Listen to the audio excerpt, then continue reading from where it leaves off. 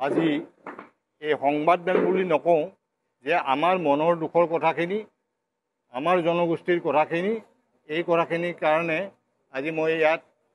বিশেষভাৱে ইছলাম ধৰ্মীয়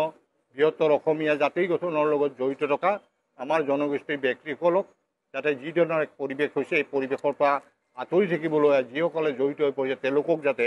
কোনো পধ্যে প্ৰশ্ৰয় নিদিয়ে এই কথাখিনি ক'বলৈ আৰু কালি নাগৰিক সভাই যিটো যোগাত্মক এক সিদ্ধান্ত লৈছে এই কথাখিনি তেখেতসকলৰ এই সভাত অংশগ্ৰহণ কৰা বা প্ৰতিনিধি আজি উপস্থিত আছিল তেখেতসকলৰ কালি গোটেই কথাখিনি আমি আমাৰ ওচৰত দাঙি ধৰিছে আৰু আমি এই যোগাত্মক কথাখিনিকে পূৰ্ণ সমৰ্থন জনাই যিটো বাৰ্তা আজি অসমলৈ ইতিমধ্যে গৈছে বিভিন্ন ঠাইত এই বছৰটো যথেষ্ট পৰিমাণে ইয়াত এটা শক্তিশালীভাৱে ই প্ৰতিষ্ঠিত হ'বলৈ গৈ আছে ইয়াত বিনষ্ট হোৱাৰ লগে লগে আমাৰ শিৱসাগৰৰ বিনষ্ট নিয়ন্ত্ৰণ হ'লেও সেইটো বৰপেটাত আৰু মানে আপোনাৰ জুৰিয়াত নহয়গৈ গতিকে গোটেই দিশটো আমি চাব লাগিব গতিকে মই ইয়াতে আমাৰ প্ৰতিটো জাতিৰ জনগোষ্ঠীৰ যাতে আমি যিখিনি অসমীয়া বৃহত্তৰ জাতিৰ লগত জড়িত আমি যাতে এখন ভুল তথ্য আৰু ভুল প্ৰতিচ্ছবি আমি দাঙি ধৰি বিভিন্ন বিতৰ্কমূলক বক্তব্য ইউনুছ তামুলীৰ ক্ষেত্ৰতে আহিছে বা কেতিয়াবা আমাৰ শৃংখল চলিয়াৰ বিৰুদ্ধে চিটু বৰুৱাৰ বিৰুদ্ধে আহিছে এই কথাখিনি কালি আলোচনা হৈ গৈছে মই ক'বলৈ নাযাওঁ কাৰণ ৰমু চলিয়া ইয়াতে পিতৃস্বৰূপভাৱে মোৰ লগত যেতিয়া জড়িত মৃত্যুৰ আগদিনাখন মোৰ লগত কথা পাতি গৈছে গতিকে এই কথাখিনিয়ে মই ৰমু চলিয়াৰ প্ৰতিও শ্ৰদ্ধা জনাইছোঁ তেওঁৰ যিটো চিন্তাধাৰা যাতে শিৱসাগৰবাসীয়ে ৰাইজে প্ৰতিফলিত কৰিব পাৰে আগন্তুক দিনত গতিকে এই কথাটো মই ভাবিলোঁ শৃংখলক পালেও মই মাতি নি ক'লোহেঁতেন মোক লগ পাম বুলি ক'লে কিন্তু কালিৰ পৰা সেই চুইচ অফ আছে এই বিতৰ্কমূলক নোসোমাবি ৰমু দাই আত্মায়ো শান্তি নাপাব গতিকে মই সেইখিনি ক'বলৈ সুবিধা নাপালোঁ বাৰু যি নহওক মোৰ বিশ্বাস আছে এনেকুৱা বিতৰ্কিতমূলক বক্তব্য যাতে কোনো নাৰাখে ইউনুছ তামুল এজন ব্যক্তি তেওঁ কাকো প্ৰতিনিধিত্ব কৰা নাই তেওঁৰ বক্তব্য যাতে আমাৰ ইছলামিক সমাজৰ বক্তব্য বুলি আপোনালোকে কোনো ধৰি নলয় আৰু যিটো আমাৰ ইয়াতে বিভিন্ন জনগোষ্ঠী অসমীয়া জাতিৰ সীমাবদ্ধতাৰ মাজত আছে ই যেনেকৈ মৰাণ মটক টাই আহোম বা কোচ ৰাজবংশী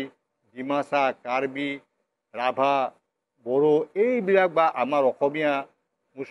মুছলিমৰ মই মুছলিম বুলি নকওঁ ইছলাম ধৰ্মীয় লোকৰ অসমীয়াৰ মাজত থকা ইয়াত মানে গৰীয়া হওক মৰিয়া হওক দেশী হওক জোলহা হওক চৈয়দসকল হওক বা পুংগল মাইমল কছাৰী মুছলিম এই যিকেইটা জনগোষ্ঠীয়ে অসমৰ ইতিহাসত যথেষ্ট অৱদান দি গৈছে কিন্তু লাহে লাহে যেন তেওঁলোকে সকলো পিনৰ পৰা বঞ্চিত হৈ যেন আজি সেইসকলক মিছলিড কৰাৰ কাৰণে ভুল পথে পৰিচালিত কৰিবৰ কাৰণে কিছুমান অপশক্তিও কাম কৰি আছে আৰু তাৰ লগে লগে পূৰ্ববংগীয় সেইসকল ব্যক্তিয়ে বিভিন্ন স্তৰে দি প্ৰৱেশ কৰি আজি শিৱসাগৰৰ যিসকলে কলিকতে কৰিব বিচাৰিছিল আমি দেখিছোঁ সোণাৰীত যি অৱস্থা সৃষ্টি কৰিছে মই ভবা নাছিলোঁ এইবিলাক জেগাতো এই অৱস্থা হৈছে আজি মোক শদিয়াৰ পৰা ফোন কৰিছে শদিয়াৰতো একে অৱস্থা হৈছে আজি তেনেকৈ চৰাইদেউত যিটো হৈছে ঠিক তেনেকৈ ডিব্ৰুগড়তো মোক এজনে ক'লে যে ডিব্ৰুগড়তো একেই অৱস্থা হৈছে গতিকে এই অৱস্থাটো যদি চবতে হৈ আছে মই ভাবিছোঁ আমাৰ নামনি অসমতে হৈ আছে নেকি নগাঁৱলৈকে আৰম্ভ কৰি নহয় গোটেই উজনি অসম যিখন আমাৰ অসমীয়া জাতিৰ এক প্ৰাণকেন্দ্ৰ যিবিলাক আছিল সেইবিলাক যেন আজি অসমীয়া বুকুৰ পৰা হেৰাই যাব বিচাৰিছে গতিকে আপোনালোকে নেতৃত্ব লওক অসমীয়া জাতিৰ যিকেইটা জনগোষ্ঠীক লৈ বৃহত্তৰ অসমীয়া জাতি হৈছে সেই কথাখিনি আমি আজি এটা বাৰ্তা দিবৰ কাৰণে যিটো কালি বাৰ্তা গৈছে তাৰ লগত সংযোগ কৰি আজি আমি এইসকল আমাৰ জনগোষ্ঠীকেইটাৰ লগে লগে আমি ইছলাম ধৰ্মৰ হয় কিন্তু আমি বাংলাদেশীৰ সমৰ্থক নহয় কাৰণ বাংলাদেশীৰ সমৰ্থক আজি চৰকাৰৰ দায়িত্ব আছে ৭১ পিছত মানুহ খেদা কাখন প্ৰৱৰ্তন কৰি এটা সাম্প্ৰদায়িক বীজ ৰোপণ কৰাটো আমি আপত্তি আছে ক্ল'জ 6টো এতিয়ালৈকে কাৰ্যকৰী নকৰি তেওঁলোকে ক্ল'জ 6 আমাৰ যিটা সুৰক্ষিত হ'ব পৰা ব্যৱস্থা আছে জাষ্টিছ বিপ্লৱ শৰ্মা কমিশ্যন সেইখিনি নকৰি আজি পৌৰগামী কমিটি অসম চৰকাৰে যিখন গঠন কৰিছিল justice Rumi Phukan advocate general Debajit Saikia আৰু ময়ো তাৰ সদস্য আছিলোঁ আমি ৰিপৰ্ট ইতিমধ্যে ছাবমিট কৰিছোঁ বহু বিভাগ কৰাই যিটো মানে আজি অন্যখন বাংলাদেশলৈ ৰূপান্তৰিত হৈ গৈছে সেইখন আমি বন্ধ কৰিব লাগে আৰু বিদেশী হ'লে ইয়াৰ পৰা উচ্ছেদ কৰিলে তেওঁলোকে তালৈকে যাব তাৰ পৰা উচ্ছেদ কৰি তালৈ যাব গতিকে তেওঁলোকক তাৎক্ষণিকভাৱে নি মানে বাংলাদেশৰ বৰ্ডাৰত দি আঁতৰাই দিব লাগে আৰু বন্দী চুক্তিকৰণ মানে যিখন প্ৰত্যাহ্বান চুক্তিবদ্ধন সেইখন তাৎক্ষণিকভাৱে কৰিব লাগে আৰু সীমান্তত লোকালে শ্বুট এণ্ড চেণ্ড অৰ্ডাৰ দি কোনো যাতে প্ৰৱেশ কৰিব নোৱাৰে যিটো পাকিস্তান বৰ্ডাৰৰ লগত আছে এইটো বাংলাদেশ বৰ্ডাৰটো এইটো ব্যৱস্থা কৰক এইকাৰণে কৈছোঁ যে নহ'লে এনে সুদ সদায় বহি থাকিব আৰু বাংলাদেশী হিন্দুৱে হওক বাংলাদেশী মুছলমানে হওক কাৰণে আমি 1960 চনত আমাৰ মাতৃভাষা জাতিটোৰ কাৰণে আমি শ্বহীদ হ'বলগীয়া হৈছে 72 আমাৰ শিক্ষা আমি কি ভাষাত পঢ়িম তাৰ কাৰণে আমি শ্বহীদ হ'বলগীয়া হৈছে গতিকে এই কথাবিলাক আমি সকলোৱে অসম আন্দোলনত যিখিনি শ্বহীদ হৈছে আজি এই প্ৰতিটো জনগোষ্ঠীৰ হৈছে গতিকে আমি যিটো অৱদান বিভিন্ন ভাষা জাতি সাহিত্যৰ কাৰণে আমাৰ আছে সেইখিনি আজি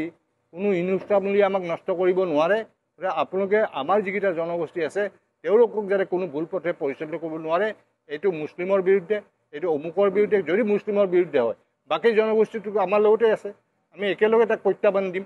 কিন্তু সেইবুলি আমি আঁতৰি যাম আৰু ইয়াতে সেই মৌলবাদী শাসন ব্যৱস্থা লাহে লাহে আৰম্ভ কৰিছে আজি দুঘৰ কালি 4খন পৰিয়াত ঘৰ আৰু বাধা প্ৰদান কৰি আছোঁ এইবিলাক আমি ধৰ্মীয় উন্মাদনাত গতিকে এইকাৰণে মই আহ্বান জনাইছোঁ আপোনালোকে এইবিলাক বাদ দিয়ক কাৰণ 1980 চনত আমচুৰ জন্ম মই দেখিছোঁ মই সৌৰ অসম ছাত্ৰ সন্থাৰ কামৰূপ জিলাৰ সভাপতি অবিভক্ত আৰু গুৱাহাটী ছাত্ৰ সন্থাৰ সভাপতি আছোঁ তেতিয়া মই আমচুৰ জন্মই দেখিছোঁ তাৰপিছত আমাৰ অৱস্থা দেখিছোঁ আজিও কৈছোঁ যে এইবিলাক বস্তুৰ পৰা আপোনালোকে আঁতৰি থাকক মই বিশেষকৈ আমাৰ ইছলাম ধৰ্মীয়সকলক যিকেইটা জাতি আছে সেইকেইটাক কৈছোঁ আৰু চৰকাৰক মই আহ্বান জনাম যে আমাক লোকপ্ৰিয় কৰিম বুলি ক'লে গণনা কৰিম বুলি ক'লে আজিলৈকে কিন্তু আৰম্ভ নকৰিলে আমি পাবলগীয়া সুবিধাৰ পৰা আমি সদায় বঞ্চিত হৈ আছোঁ আমাৰ নামত অহা কেন্দ্ৰীয় চৰকাৰ ৰাজ্য চৰকাৰ আটাইবোৰ অনুদান কোনোদিন শিৱসাগৰ ডিব্ৰুগড় যোৰহাট নাযায় এই ৰূপহীৰ পৰা ঢিঙলৈকে ইপিনে বৰপেটাৰ পৰা জনিয়া মন্দিৰলৈকে সীমাবদ্ধ হৈ থাকে এখন চাইকেলো নাপায় এখন খেলাও নাপায় এই কথাবিলাক ক'বলৈ যাওঁতে মোক কিমান আক্ৰমণ কৰিলে এটা সময়ত 2006 চনত গতিকে এই কথাবিলাকে কিন্তু আপোনালোকে গুৰুত্ব সহকাৰে ল'ব লাগিব আৰু সেইকাৰণে মোৰ যিকেইটা ইছলাম ধৰ্মীয় আমাৰ গোষ্ঠী আছে সেইসকলে যাতে এইটো প্ৰশ্ৰয় নিদিয়ে মই কোৱা নাই মাৰপিট কৰিব লাগে জবৰদস্তি কৰিব নোৱাৰে আপোনালোকে প্ৰশ্ৰয় নিদিব মাটি বিক্ৰী কৰাটো বন্ধ কৰক ছোৱালী বিয়া দিয়াটো বন্ধ কৰক তেতিয়া অট'মেটিকলি আমাৰ সম্বন্ধটো ভালকৈয়ে থাকিব এতিয়া এটা বুৰ্খাৰ কথাটো ওলাইছে হয় এইটো আমাৰ সংস্কৃতি নাছিল হৈ গ'ল কৰি পেলোৱা হ'ল কাৰণ আমাৰ ল'ৰাই কোনোদিন ইমামত পঢ়িব নাযায় মাদ্ৰাছা শিক্ষা নলয় খুব কম সংখ্যক যিবিলাক ওলাই পূৰ্ববংগীয় হওক বৰাকবিলাকৰ চিলতিখিনিয়ে হওক তেওঁলোকে মছজিদে গৈ মানুহৰ মাজত এনেকুৱা এটা প্ৰভাৱ পেলাই দিয়ে গতিকে আমাৰ মানুহবিলাক ধৰ্মৰ প্ৰতি খুব আসক্ত হৈ সেই প্ৰভাৱত তেওঁলোক বন্দী হৈ পৰে এই দিশটো চাব লাগিব আমি গতিকে মই সকলো জাতি জনগোষ্ঠীক কওঁ আমাৰ বাহিৰেও আপোনালোকে সহায় কৰক যদি কোনোবাই বাংলাদেশীক প্ৰশ্ৰয় দিয়ে আপোনালোকে চৰকাৰক কওক যে এইখিনি বাংলাদেশী বা অবৈধভাৱে দখল কৰি আছে সেইখিনি অবৈধটো উচ্ছেদ হ'বই লাগিব যি ধৰ্মৰে হওক যি জাতিৰে নহওক মই ব্যক্তিগত লেভেলত যিখিনি পাৰোঁ চেষ্টাও কৰিছোঁ গতিকে আপোনালোকে সকলোৱে মিলি আজি অমুকৰ উৰিয়াম ঘাটত চবকে নটিচ দিছে চবকে নটিচ দিছে হিন্দুখিনিক দিয়া নাই আমাৰ মুছলমানখিনিক দিছে এটা ভুৱা তথ্য দিলে সেইখিনি তদন্ত কৰক তাই আহোমে কোচ ৰাজবংশীয়ে গৈ তদন্ত কৰক সঁচা নে মিছা যদি সঁচা হয় কিন্তু মইতো তদন্ত কৰিলোৱে এইটো সম্পূৰ্ণ ভুল তথ্য দিছিল এইখিনিত আপোনালোকে জেগাতে শেষ কৰিব লাগিব তেতিয়া গোটেই আমি জাতিটো খুব শক্তিশালী হিচাপে মানে আগন্তুক দিনত আমাৰ সন্মুখত অহা প্ৰত্যাহ্বানবিলাক নহ'লে যিটো জাতিৰ অৱস্থা হৈ গৈছে আমি সংখ্যা ল'বলৈ আহি আছোঁ এই কথা চিন্তা কৰিব লাগিব গতিকে বহুত শ্বহীদ হৈ গ'ল জাতিটোৰ কাৰণে 60 চনৰ পৰা শ্বহীদ হৈছে তাৰ আগতেও হৈছে 72ত হ'ল 79ৰ পৰা হোৱা অসম আন্দোলনত বহুত কেইজন শ্বহীদ হ'ল গতিকে এই শ্বহীদৰ প্ৰতি সন্মান জনাই আমাৰ দায়িত্ব আৰু কৰ্তব্য পালন কৰিবলৈ মোৰ বিভিন্ন গোষ্ঠীৰ লগতে আজি যোৰা বহুতে কিন্তু আজি মোৰ দুখ লাগে কাৰণ এইটো মোক গভৰ্ণমেণ্টেও কৈছিল মানে এটা গোষ্ঠীৰে আমাৰ নাই বুলি 20টাকৈ সংগঠন জন্মিছে হঠাৎ 2006 চনত মোৰ লগত বহিবলৈ মানুহ নাই সংবাদ মোৰ ঘৰত মই বনাইছিলোঁ পাতিছিলোঁ আৰু আমি গুৱাহাটী দৈনিক অসম কীৰ্তিনাথ হাজৰিকা ডাঙৰীয়াৰ দিন আৰু উজনি অসমৰ দৈনিক জনমভূমিৰ বাহিৰে কোনো বাতৰি কাকত আমি দেখা পোৱা নাছিলোঁ প্ৰথম মানে আপোনাৰ চেনেল মানে কেবুল এইটো আমাৰ মানে সঞ্জীৱ নাৰায়ণৰ চানমাৰী 2টা ঘৰৰ পৰা আৰম্ভ পৰা যি জড়িত আৰু এনি টেলিভিশ্যন প্ৰথম ছেটেলাইট চেনেল সেইটোৰ পৰা আমি জড়িত তেনেকৈ বাকী এতিয়া লাহে লাহে সংবাদ জগতে বহুত ওপৰলৈ গুচি গ'ল গতিকে এই সংবাদ জগতৰ পৰা মই আশা কৰিম যে তেখেতসকলেও যাতে আমাৰ এই যাত্ৰাটোত সহায়কভাৱে যোগাত্মক দিশটো